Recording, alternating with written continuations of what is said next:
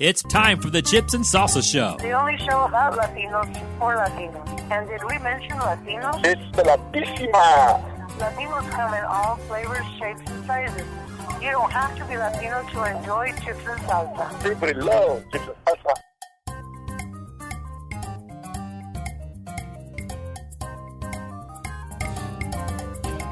Welcome to your Chips and Salsa show. This is Don Jorge El Alacran with a fantastic guest today, Luis Pozzolo. He's running against my nemesis, Grijalva.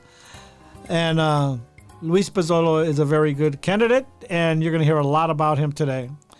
What we're going to do is we're going to try to give you the full picture on Luis Pozzolo. You see I'm wearing his hat. I believe in him that much.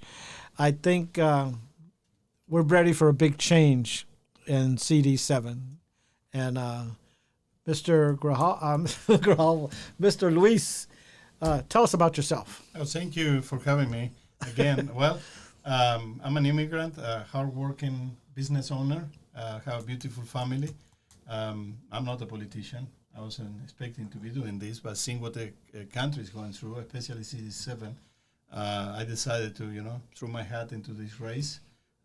We went through, a bumpy primary, and being new is hard.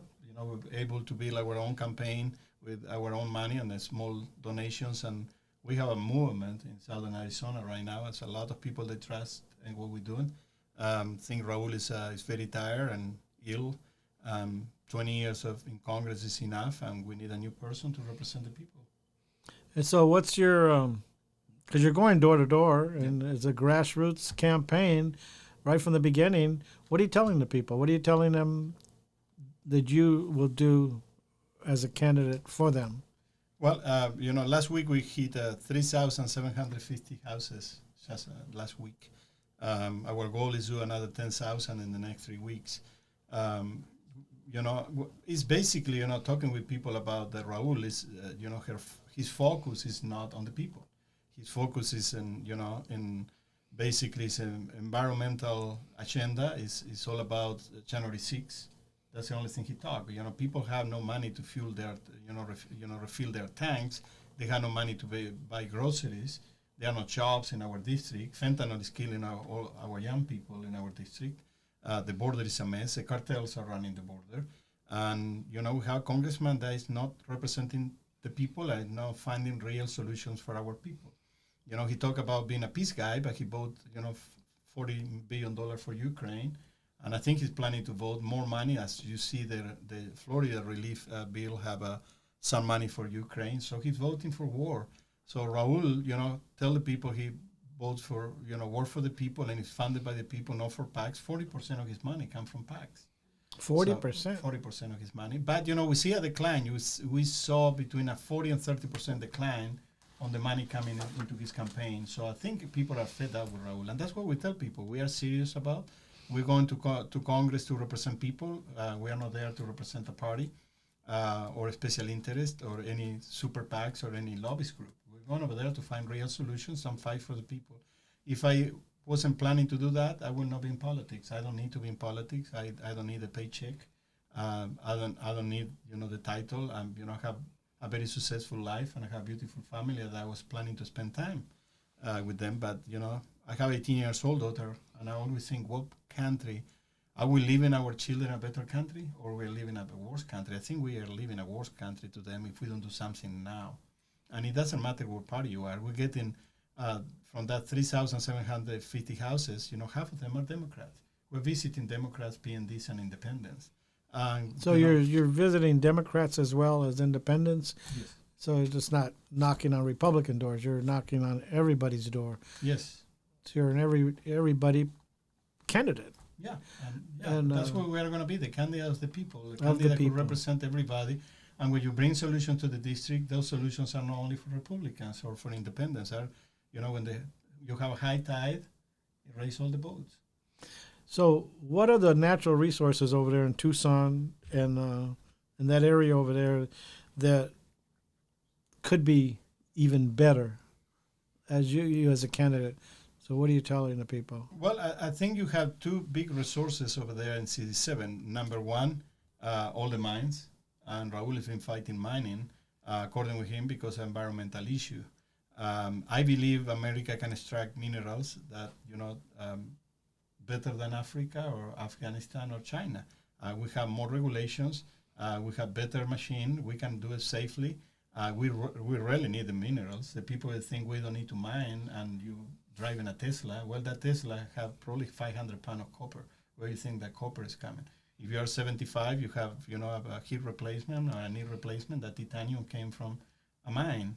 And if you have a plastic one, it came from oil, from fossil oil. So, we have a lot of opportunities. Raul has been, hitting very hard the mining with regulations and lawsuits and everything. There are mines over there. They've been fighting him for 10 years. And we're talking about between the two big mines that they are already there. That's a $5 billion investment. You're talking about 5 to 10,000 jobs, lower pay 75,000 in a district where the average pay is between 25,000 to 50,000. So he's been taking jobs away from our people, and that is scary. And the other part, you have trading. I believe in trading. Trading, if you do it the right way, you can bring a lot of benefit. You can bring a lot of distributors in our district. And the reason why I'm saying that, because all the ports of entry with Mexico are in CD7. So all the commerce with Mexico is in CD7, and he have not done anything, to help, our side to grow, bring distributors, into the district and create jobs, blue collar jobs. That's what we need right now. And what about the border? Well, the border is one of the biggest issues that we have. A lot of people don't want to talk about the border because, it's it's not political correct to talk about the border. But the reality, they're trying to show the border as a, bunch of people coming just to work. Well, we have a lot of MS-13 coming, especially now the Bukele is hitting, the Maratruchas in El Salvador very hard. We have a lot of them coming. We have a lot of terrorists coming. And what the people need to understand, in the other side of that border, it's not just people that decide to come for a better life here. That you have a criminal machine, which is the biggest criminal machine in the world, called the Sinaloa cartel, who is operating there, is abusing these people, is charging these people $7,000 to $9,000, and after they let them to die, if they cannot walk 5-7 days, that's a walk, from the border to South Tucson. So, and we need to talk about fentanyl, about human trafficking, about child trafficking. That it doesn't happen only one way; it happens the other way. All the the missing children that you see in TV now, that increase in the last 2 years, is a 200% increase in missing child in Arizona. Those children go into Mexico, disappear through the border too. And, we lost control of the border a long time ago, in the last 2 years especially. And I see, cartels operating into America, northern and northern and northern. And this district is a district where it's perfect for, for the cartels. The cartels have their own trails up to, Phoenix. As you saw in Avondale, we got the record cut on fentanyl, 1 million pills in Avondale. That was CD7. It's in our district. So that drugs are coming through the port of entry. They're coming through illegally through people walking. They're coming through the backpacks of the children. They're coming to school every day from Mexico. So we really need to, put a plan to stop that. I saw somebody showed me a film of them bringing bags of money across from Mexico. Instead of going to Mexico, they was coming this way. And I think I was told that that's like payoff and stuff. Mm-hmm. Well, you need to understand that a lot of the money the cartels make, they don't spend the money, they reinvest the money in Mexico. A lot of the money is landed in America. We all know that. And it's very hard to listen to politicians talking about, how they're going to crack into money laundering in Arizona. Nobody talk about. And you see, how many people, I saw a conviction for somebody that was laundering a few $1 million. It's 50 months. It should be 50 years.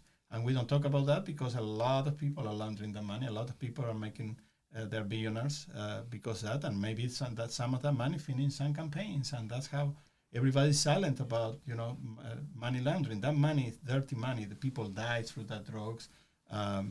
Human trafficking, as you see, especially females, they bring here as a prostitute. It's more dangerous to be a traffic and being a prostitute in America than being the Army or the Navy SEAL. The life expectation for a prostitute brought through that border is 30 to 34 years.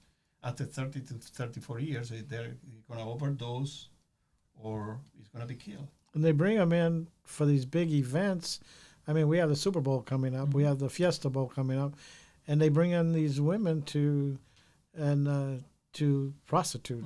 I mean, and they it's very, very well managed. The cartel knows what they're doing. I mean, we need to get stronger. Yeah, we need to get stronger, and Border Patrol and the police need to be stronger. But, it's very hard in 67 when you have Grijalva and his machine, Regina Romero, and Adelita Grijalva, his daughter, and the border supervisor. They are not willing to enforce any laws. They are in defund the police, defund Border Patrol, and the moral is very low in Border Patrol and police. I have done several ride along with police in Tucson to see the crisis. For example, the homeless crisis. Police been there for 30, 40 years. Tells you, we never seen a crisis like this before, and it's created by fentanyl. And like you said, the human trafficking and the prostitution is there. Crazy. We're not doing anything. We're not doing crazy. absolutely anything about it. What about the students in schools out there in Tucson and Yuma? With I know they have like a lot of indoctrinations, and could you talk a little bit about that? Oh yeah, but we've been through with several experts, and especially in Yuma, and I was surprised when 6th, 7th grade they'll teach about oral sex and anal sex. The 300 pages program to teach these kids about sex, and I think if you're planning to teach 5, 6, 7 years old, 10 years old kids about sex, you should the last place you should be is in a school system. If you're a pervert, if you're thinking about teaching kids about sex at that age, the confusion, the gender confusion they're creating in our children is ridiculous. They are very confused, and the programs, they are run by the counties, they are run by the cities, and again, as you know, Raul started in the school district, close to 50 years ago, and he was part of that machine trying to, change. The mentality and the people through education. They are not educating our children anymore. They don't have the skills when they finish high school or finish college to be in a labor market and be successful. They don't have the skills. They don't know about math. They don't know about history. The only thing they know is about gender, about sex. So that's what we do into America. That's the next generation coming into America. Sadly, these people have been in those positions for a long time, close to 50 years. And you see the schools, if you drive around the schools, you see hundreds and hundreds of kids, especially the seniors and stuff, leaving, walking down the street from school, and you say, those are students that have to find jobs. Are they being trained? Are they, what are they going to do? Because that's the next generation. Every year you see the same thing, the graduates. And then you see the middle schools and those kids coming in. We just, and then the dropout rate. What's the dropout rate in Tucson and Yuma, in that area? Is it? I don't remember the number. I think it's very high. It's over 30%. And the other problem you see, even if you graduate from college, this district is 64% Latino. And I think every family, doesn't matter what color you are, but especially Latinos, we want to have our family close. And these children finish, university in Tucson, and they fly away. It's no opportunities in Arizona, especially in southern Arizona for these children. And, you're breaking families. The children are working in another state.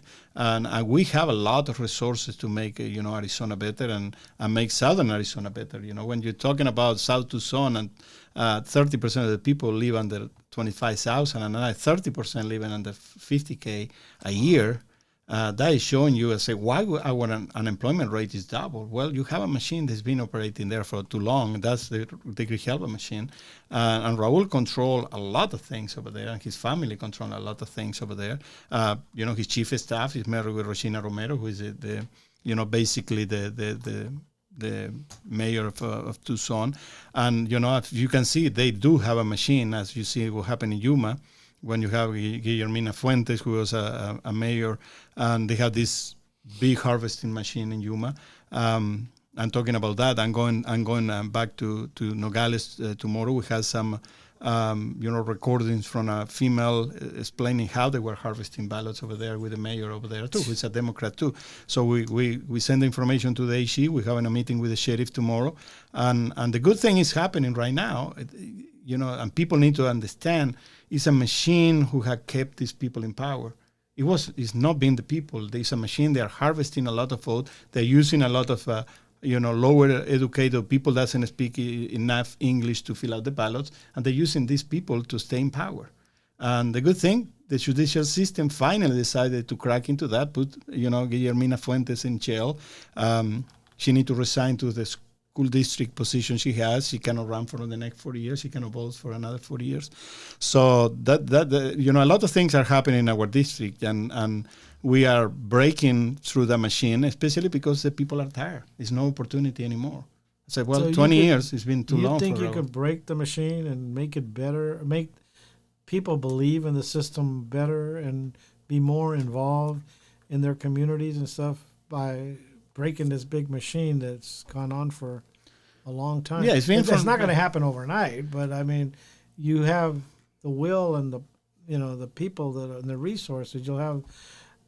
You can do it.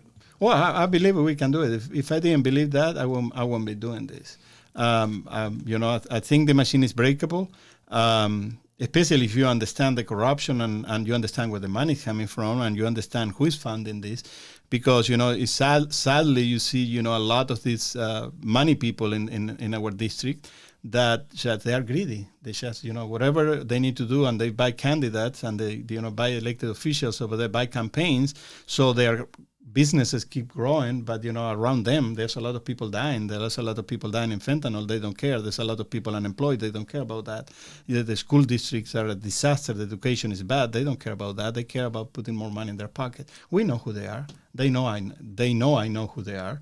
And the sad part that these people, a lot of them call themselves, being Republicans, like I call myself Republican, but they donate, there are some Republican donors, they are supporting some congressional candidates in the area. They found Regina Romero. They put the money to put Regina Romero over there. So it's a lot of work to do, and people need to understand that. It was a Sentinel newspaper today saying, well, Raul have a lot of money, more money than you have, of course, because I'm not taking the super PAC money. I'm not taking the lobbyist money, but, we don't need all the money to fight this. That's what we need to fight. If you want me to have $2 million and going to Washington with $2 million from, super PACs, you need to understand that will not be representing you.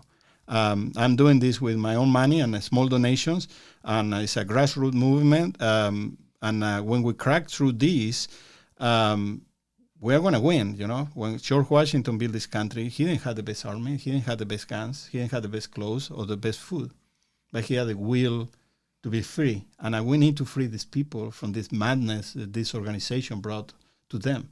And I'm going to do that.